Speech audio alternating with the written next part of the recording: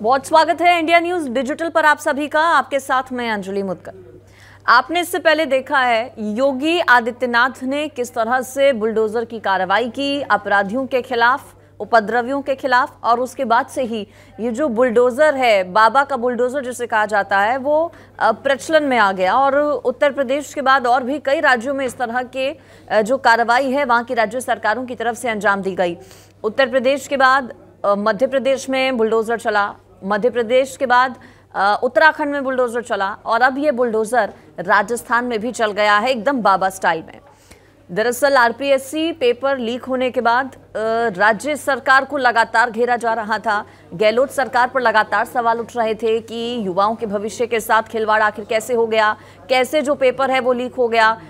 Exam date यानी कि 25 दिसंबर को चूंकि एग्जाम होना था, लेकिन उससे ठीक पहले, एग्जाम से कुछ मिनट और घंटे पहले अगर हम कहें तो पेपर लीक होने की खबर सामने आई और उसके बाद पेपर को कैंसिल कर दिया गया, जिसके बाद चौतरफा गहलोत सरकार वहां की गिरी।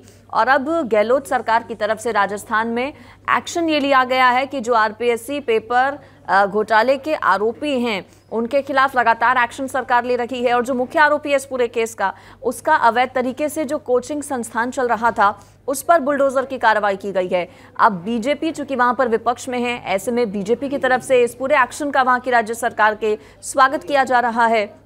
गुलाब चंद कटारिया की तरफ से ये कहा गया है कि अच्छी बात है कि इस तरह का जो एक्शन है वो गहलोत सरकार ने लिया है। साथ ही साथ बीजेपी ने मांग की है कि और भी जो आरोपी हैं इस पूरे केस में, इस घोटाले में, जिनकी तरफ से युवाओं के साथ, भविष्य के साथ युवाओं के खिलवाड़ किया गया, उन सब के खिलाफ भी इसी तरह से एक्शन होना चाहिए। दरअसल अवैध तरीके से, गलत तरीके से ये जो कोचिंग संस्थान है वो संचालित किया जा रहा था। जिस बिल्डिंग में ये कोचिंग संस्थान आरोपी की तरफ से खोला गया था वो भी अवैध है।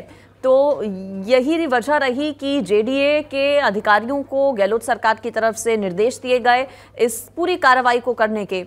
इससे पहले आपको याद दिला दें, सवाल अब गहलोत सरकार की इस कार्रवाई पर इसलिए उठ रहे हैं, बीजेपी हालांकि स्वागत कर रही है, लेकिन कुछ लोग सवाल इसलिए उठा रहे हैं क्योंकि मध्य प्रदेश के खरगोन के केस में जब बुलडोजर चलवाया गया था वहां की राज्य सरकार की तरफ से, तो मुख्यमंत्री अशोक गहलोत वो शख्स थे जिन्होंने सवाल उठाए थे। उन्होंने कहा था कि किसी भी सीएम या प्रधानमंत्री तक कोई अधिकार नहीं है कि बिना किसी सबूत के वो इस तरह की कार्रवाई करें और बुलडोजर इस तरीके से चलवा दें लोगों के घरों पर, उनके आशियानों पर।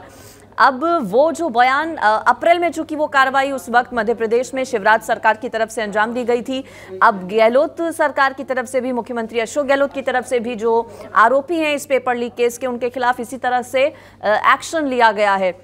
बहरहाल और भी इस केस के जो आरोपी हैं उनके खिलाफ देखना होगा क्या इसी तरह की कार्रवाई आगे गहलोत सरकार करती है।